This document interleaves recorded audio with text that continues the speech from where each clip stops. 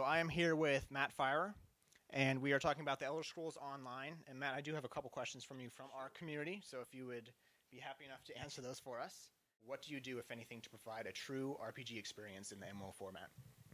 That's actually a great question, because one of the things we, as we talked about this morning, that we're really trying to do from the beginning of the project is make a great RPG, even before you added the MMO on it. And those are things like character customization, and any character can use any weapon, and like lots of choices. So we got that side of it, which I know wasn't exactly the question, but going straight to the question, the hero stuff, we have a giant PvP system, hundreds of people at once. So you get to be the hero and things like that by leading groups of people, becoming a guild leader. You know, there are many paths to becoming a hero in the PvP side of it. In the PvE side of it, we got the lore, and the consistency of the lore comes from the Elder Scrolls. So we have 20 years of established lore with strict timelines and books, and you know, lots and lots of websites that track the lore. So we keep ourselves honest that way, and we actually have a lore master in the office whose only job is to answer questions from the dev team, or when did this happen, or what color is this creature, and how do you pronounce this word, because you know we have an NPC saying it.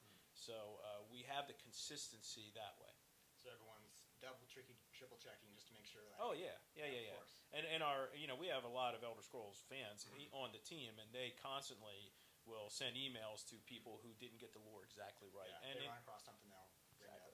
And during beta, we'll get all that from our community, and you know, so that's why we go into beta, and of course we'll react to feedback. Okay. If the MMO aspect was taken away from the Elder Scrolls Online, do you think the game could still stand on its own and still provide a worthwhile experience for fans of the series? I do. We put a lot of effort into making sure that the game not only appeals to the MMO fans, which are your guys who read your stuff, but also to Skyrim, Oblivion, Morrowind fans who are coming in without maybe so much MMO experience. And we had to make sure that when they sat down and logged in for the first time, it felt familiar. Yeah. So it's things like the control scheme is exactly like it is in Skyrim and Oblivion on the PC, where you know you have WASD to move, and you know you combats with the mouse, left click, right click. You know, we have all those, and we did it for the reason that we want the single player RPG guys to feel familiar. So you can explore the world the way that you do in those games, and that you just kind of walk around, and the compass points out things for you to do. There's stories everywhere. There's NPCs. You can help them or not. It's your choice. There's no quest hubs. So all of that is a great RPG experience. Building your character, lots of choices. You can use any weapons or armor. All of those are hallmarks of great RPGs, where you build your character as you go.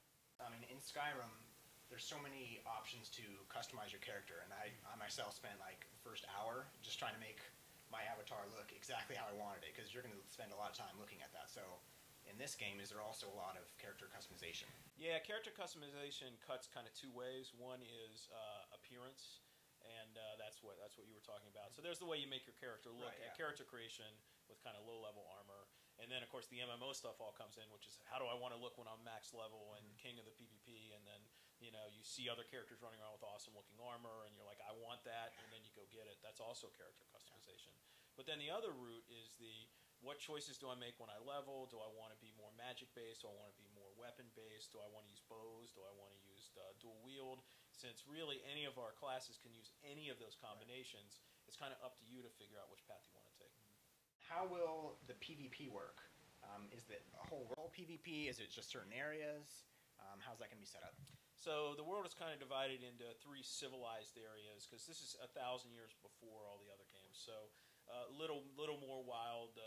Tamriel's a little more unexplored in this time frame. So the 3 civilized areas are kind of where you do your leveling. You pick one of the 3 alliances, and you're safe as long as you're in that alliance. You'll never PvP there, but when you make the choice to go to Cyrodiil, which is the 4th alliance, and you'll know that from Elder Scrolls 4 Oblivion, it was kind of the play space of that. It's a giant area full of the towns and you know, the ruins and things that you ran through in Oblivion. They're also in our version of Cyrodiil, and you're fighting over the Imperial City, which is in the middle of Cyrodiil. So the PvP system is kind of set up as a strategic conquest game, where I'm taking over land, I'm defending it, then I'm going and sieging another piece of land that's protected by a keep, and then I'm protecting that. And that's the way the PvP system works. It's kind of giant armies sieging and taking and holding territory. So the 3 factions coming into Cyrodiil and trying to take over. 3 factions coming into Cyrodiil, and of course 3 factions is key, because that means that imbalances in a 1 versus 1, if you're 1%, if you're 51-49, the 51 is always going to win, and it's so easy to get unbalanced. But in a 1 versus 1 versus 1, if one side's very strong, the other two sides can gang up on the strong side, and it's just it's much more forgiving system for the players. They don't feel like they're constantly being downtrodden. Do you have to aim in the game for skills, or is it just oh, there's a monster over there, I'm just going to throw up a fireball? Like, there's aiming. So we're working on tweaking that system right now. So there's and we don't have the final answer. I'll say that right now, because there are two competing systems that go in there. One is that in a game like Skyrim, you're the only player in the game, and the game can take 100% of its time calculating all your stuff. In our game, if there's 200 people on screen and everyone's throwing fireballs and they're not being tracked by the server in that sense, it can get overloaded very quickly. So, but that being said, we are looking for ways to do that right now. Are there going to be any mounts in the game? Because I noticed we got to play a little bit earlier. It's a huge world, obviously, and how are players going to get around everywhere? Yes, there will be mounts. The Elder Scrolls has basically always had mounts. So we also have fast travel through way shrines, which I hope you saw today, where as long as you find one, then you can go back to any one that you found at any time. So yes, it's a giant world, so we need to make sure that players not only feel like they can explore it, but then they can also get to where they want quickly if they've already been there. Yeah. How many people do you aim to have per world? So, loaded question, because we're not going to have shards. So we announced that today is we have a technology we call Mega Server, which all the players are on essentially one giant network. And really you just create your character, select an alliance, click play, and you're in the game. You don't have to worry about that. The game figures out which game spaces you're in and who you're in with based on your friends list, on your guild, on your play style. Right. So you'll always be able to find your friends by looking at the friends list, and if they're in a zone that you've been in, you can just click on it, you'll go right to them, you can start playing right there. You mentioned there's a huge social aspect, and that's, people play MMO games because it's hugely social and they want to play with your friends, so it's great that there's not 100 different shards.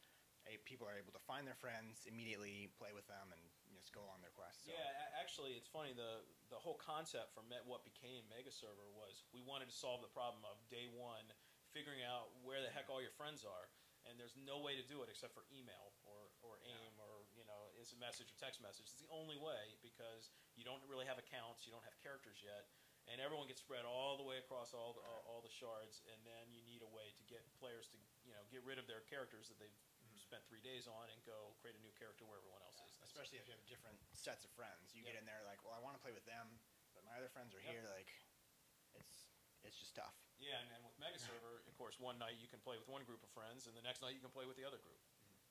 Are there going to be additional activities in the game? Fishing, cooking, logging, all that fun stuff? So there are going to be fun stuff, fun social things to do. But the good thing about MMOs is that they really just begin at launch.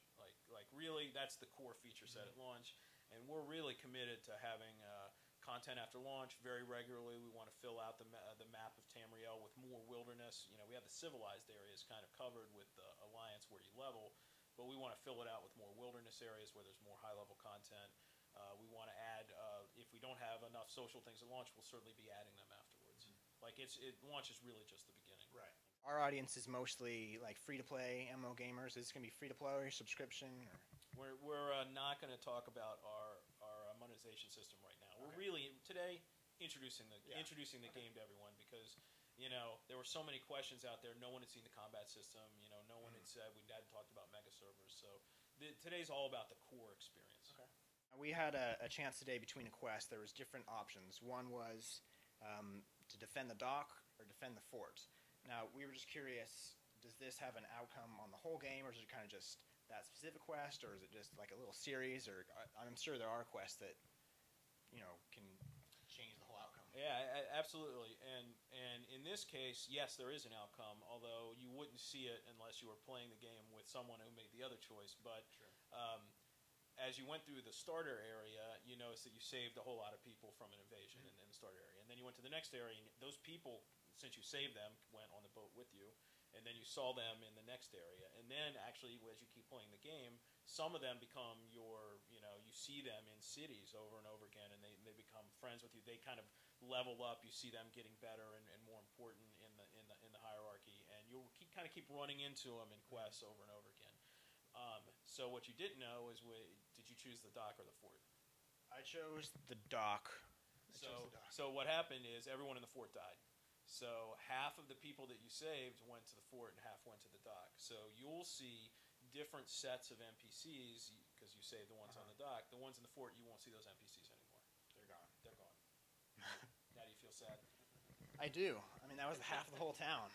I thought I was going to save everyone, but can't do that. Thank you so much. Appreciate it. Yeah. And, you know, we're pretty excited about playing the game, so hopefully, you know, when that comes out, we're deep in it. Well, thanks for giving us the opportunity to get you out here to play. Cool. Thank you.